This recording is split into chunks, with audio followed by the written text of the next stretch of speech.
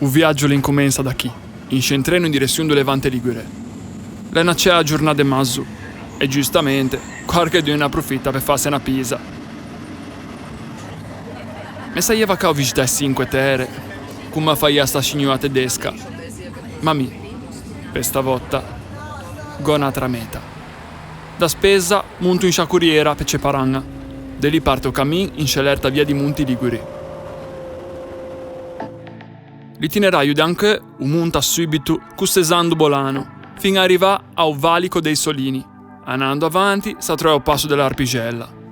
Passando a piedi Monte Cornoviglio, si arriva fino al valico di Casuin, meta finale di sta tappa. In un po' di minuti e mi trovo subito a camminare sotto l'ombra delle rue, in mezzo a paesaggi meravigliosi, che ne danno una sensazione di pace. Andando in scelerta via da Levante a Ponente, che ho il vantaggio di cominciare il giornale con sudere e finire con tramonto davanti agli oggi.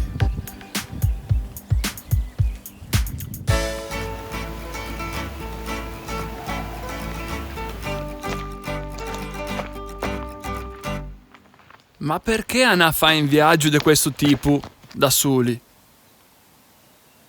Una delle ragioni può essere quella di andare al proprio ritmo, cercando di sentire la musica da natura.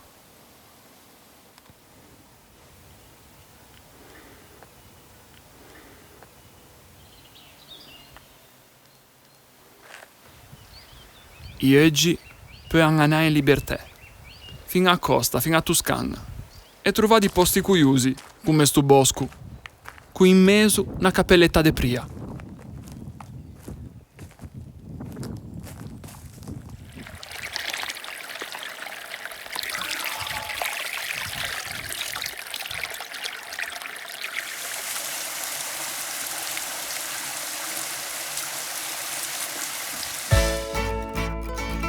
Montando, i paesaggi vengono anche suggestivi.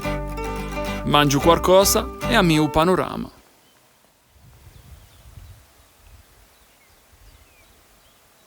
Tra i monti e Uma.